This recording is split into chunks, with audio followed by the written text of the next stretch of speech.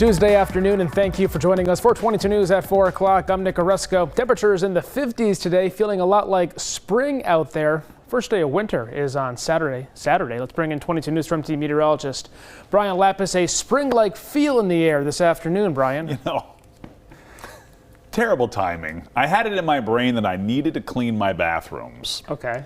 So I took the best day of the week, right? Yep. 50 degrees and sunny. And what did I do this morning? You cleaned the bathroom? Certainly did.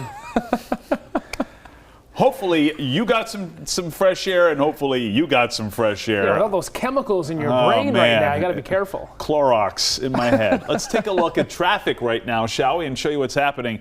Here's the good news. No major traffic problems. I-91 Greenfield to Long Meadow, we're in good shape. The usual slowing at the I-291 merge east of the Connecticut River on the Mass Pike. No problems either. And then west of the river on the Mass Pike, we're also in good shape. So traffic seems to be moving along on this fabulous early spring day as we approach the first day of winter. Let's take a look at temperatures, and there they are.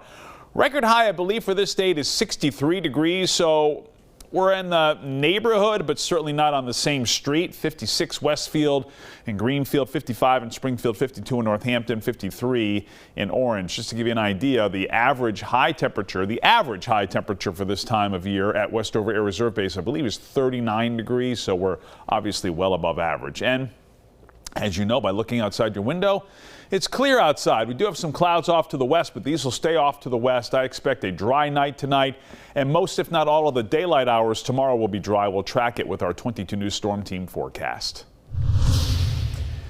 A man is charged with murder for the death of a woman at a home in Chicopee last month. Gerby Marcelin was ordered held without the right to bail after his arraignment Monday in Chicopee District Court. The charges stem from a disturbance at a home on West Street on November 26. When police got there, they found a woman who was dead and a man with a neck laceration. He is due back in court January 16th for a pre-trial hearing. Police in Madison, Wisconsin are still searching for answers after a 15-year-old opened fire at a private Christian school Monday morning. Police said that a second-grade student called 911 to report the shooting. Madison police have identified the shooter. She opened fire during a study hall at Abundant Life Christian School, killing another student and a teacher and wounding 6 others. 2 victims have life-threatening injuries. A man from Massachusetts has been arrested in connection with a deadly drone strike in Jordan that killed 3 U.S. service members and injured 40. The man had dual citizenship in both Iran and the U.S. and was arrested in Natick.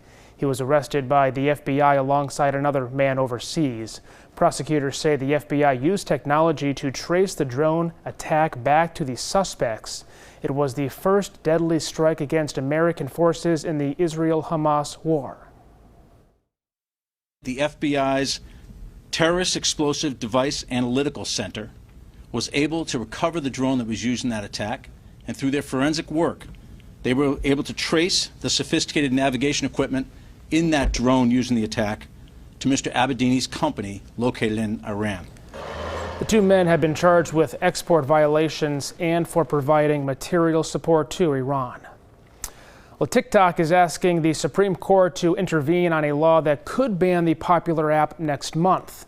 Lawyers for TikTok and its parent company ByteDance are asking the court to suspend the ban, which is set to take effect January 19th. That's the deadline Congress gave for TikTok to be sold to a non-Chinese owner, or app stores like Apple and Google will be prohibited from letting users download or update the app. ByteDance has said it cannot and will not sell its U.S. operations, and the Chinese government has opposed a forced sale. President-elect Donald Trump allegedly met with TikTok's CEO on Monday. Back now with meteorologist Brian Lapis. We know you cleaned the bathroom this afternoon. Anything else you got off your checklist? No. Oh, yes. bought a Christmas gift. Okay. So that's good, right? You got one. Yeah. Well, it's one. I've purchased a few more, but still have a little bit of work to do in that department. Yeah. Lovely evening for shopping. If you're going to be out and about this evening, you can see here that on our clouds and radar that we've just got some scattered clouds off to our north and to our west, and that's how it'll go this evening. Evening temperatures will be in the 40s and mid-30s, 40s to mid-30s. This is 7 o'clock. Notice the mostly clear air. Dry overnight. We bottom out in the mid-20s to mid-30s here early tomorrow morning. We're forecasting a low of 28 to 34 for tomorrow morning. There it is, 6 o'clock tomorrow morning. Sunshine and scattered clouds. Sunshine, scattered clouds at noontime. It's really not until after about 3 o'clock tomorrow afternoon that the clouds start to fill in. In fact, here we are at 4 o'clock tomorrow afternoon. Partly sunny south and east of Northampton, mostly cloudy north and west, and eventually some rain with a little smidgen of snow enters the picture here by tomorrow evening. So we'll track what this means for the morning commute, for the evening commute tomorrow and the morning commute on Thursday on 22 News at 5. Bluey is heading to the big screen. The Walt Disney Company and BBC Studios announced that a film based on the hit Australian animated series will arrive in theaters in 2027. The movie will be written and directed by the series creator, with a voice cast led by the series regulars.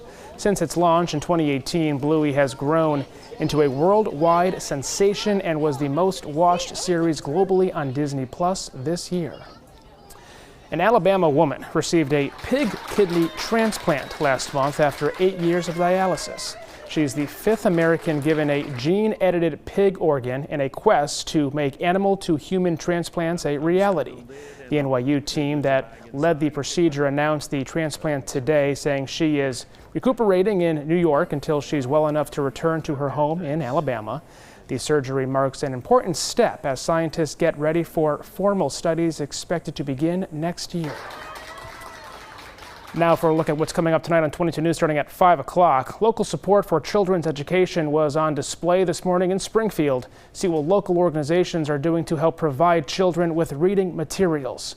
Plus, we'll have a look at some of the Massachusetts Board of Education's plans for 2025 and see how state lawmakers are offering support for the Public Health Institute and 413 Cares. Also, new charges have been filed for the man accused of killing the United Health CEO. We'll have the latest on that, Brian. Traffic looking good as we begin the evening commute up and down 91. No major problems, and the Pike also looks good from the Berkshires to the Worcester Hills. We'll update potentially the arrival of, we will definitely update it, and we'll update the impacts for you on some rain and snow arriving here for the evening commute on Wednesday on 22 News at 5. It's all that Clorox still stuck in your head. All right, thank you for joining us for 22 News at 4 o'clock. We're back tonight at 5. You can log on to our website anytime for the latest news and updates. That is wwlp.com or the free 22 News app.